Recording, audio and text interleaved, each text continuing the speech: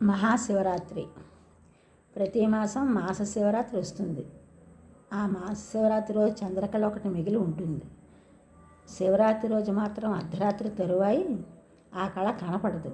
శివుని తలపై ఉన్న చంద్రకళే ఆ రోజు శివరాత్రి, మహాశివరాత్రి అవుతుంది. కొందరు దేవుని శివునిగా, విష్ణువుగా అయితే శివాయ విష్ణు రూపాయ శివరూపాయ విష్ణవే, శివస్య హృదయం విష్ణు, విష్ణు హృదయం శివ, శివకేశలు ఇరువురు ఒకటే సమభావనను అందరూ గ్రహించాలి.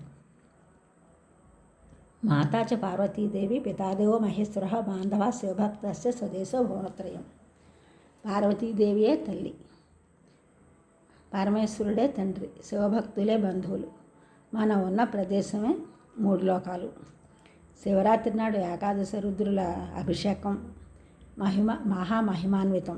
శివపార్వతుల కళ్యాణం లోక కళ్యాణం. గణేశునికి చతుర్థి, నాగేంద్రునికి పంచమి, కార్తికేయునికి షష్ఠి, సూర్యునికి సప్తమి, దుర్గకు నవమి, బ్రహ్మకు దశమి, రుద్రునికి ఏకాదశి, విష్ణుమూర్తికి ద్వాదశి. అలాగే శివుడికి మనం మహాశివరాత్రి త్రయోదశి, చతుర్దశి కలిసింది చేసుకుంటారు. హరహర మహాదేవ శంభో శంకరానుచు భక్తులు శ్రద్ధతో ప్రార్థన చేసిన అనుగ్రహిస్తాడు శివుడు. తారకాసురునికి 3 కుమారులు: తారకాక్ష, కమలాక్ష, విద్యాన్మాలి.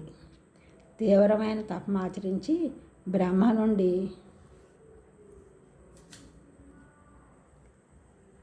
3 ఆకాశ నగరాలు పొందారు. ఆ నగరాలు నిరంతరం పరిభ్రమిస్తూ ఉంటాయి. 3 అసురులు ఆ 3 నగరాల్లో విజయవంతంగా జీవిస్తారని, పరిభ్రమించే ఆ 3 పురములను ఒకేసారి ఒకే బాణంతో ధ్వంసమైనప్పుడే వారు మరణిస్తారని బ్రహ్మవారికి వరం ఇచ్చాడు. ఆ 3 రాక్షసులు దేవతలను ఓడించి పీడించసాగారు. అప్పుడు దేవతలు శివుని వద్దకు వెళ్ళి మొరపెట్టుకున్నారు. వారి మొరను ఆలకించిన శివుడు ఒక ప్రత్యేకమైన విల్లును, శరమును, రథమును తయారు చేసుకొని ఆ రాక్షసులపై యుద్ధానికి వెళ్ళాడు.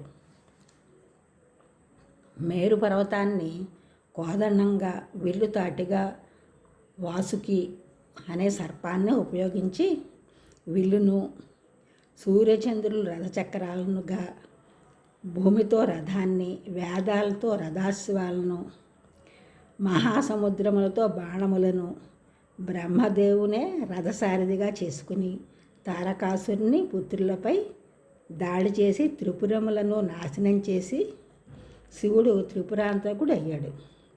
వాస్తవానికి మాయగా ఏర్పడిన భ్రమణ వలన త్రిపురములు ఏర్పడ్డాయి. భగవంతుని కృపతో భ్రమ తొలగిపోతుంది. పరాజయులైన అసురులు క్షమను కోరగానే శివుడు వారిని శివగణంలో చేర్చుకున్నాడు.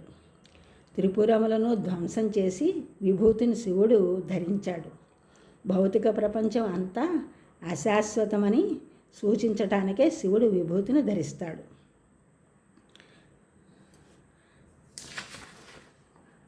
నటరాజు వృత్తాంతం. పురాణ కథ ప్రకారం శివుడు ఆది భిక్షువుగా దారుకావనంలో పాదం మోపిన సమయాన ఆయనను గుర్తుపట్టలేని కొందరు యాజ్ఞికులు, అంటే యజ్ఞం చేసేవారు, శివుణ్ణి హతమార్చేందుకు అభిచార హోమం, అంటే ఒకరిని చంపబోటుకు చేసే హోమం చేశారు. ఆ సమయంలో అగ్నిహోత్రం నుండి సృష్టింపబడిన కొన్ని మారక శక్తులు అగ్నిగా, ఢమరుకంగా, పులిగా, అపస్మార ధనుజునిగా ఏర్పడ్డాయి. అవి ఆవిర్భవించి మహాశివునిపైకి ఉవ్వెత్తున లేచాయి. శివుడు అగ్నిని, ఢమరుకాన్ని తన హస్తాలతో ధరించి వాటి శక్తిని నియంత్రించాడు. వ్యాఘ్రాసురుడు పులిగా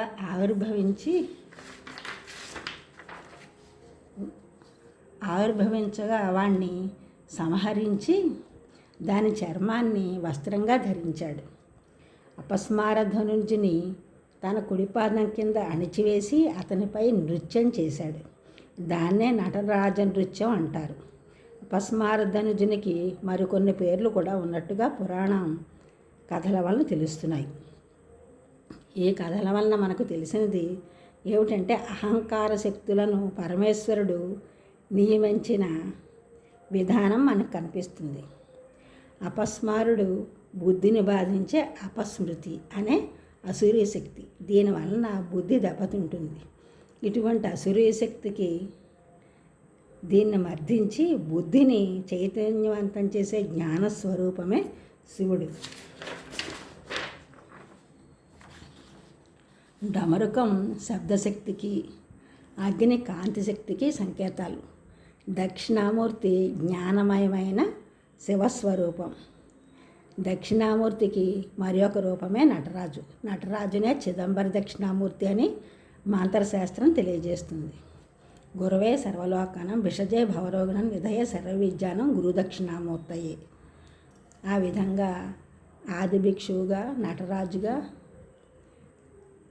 త్రిపురాంతకుడిగా శివుడు జనులకు శక్తిని, రక్షణని అన్నీ అనుగ్రహించి అందరినీ ప్రజలను ఉద్ధరిస్తున్నాడు. ఈ ఛానల్ చూసిన వారందరూ కూడా సబ్స్క్రైబ్ చేయండి, షేర్ చేయండి, లైక్ చేయండి, కామెంట్ చేయండి. సబ్స్క్రైబ్ చేసిన వారందరికీ కూడా కృతజ్ఞతలు. షేర్ చేస్తున్నారు, లైక్ చేస్తున్నారు, కామెంట్ చేస్తున్న అందరికీ కూడా ధన్యవాదములు.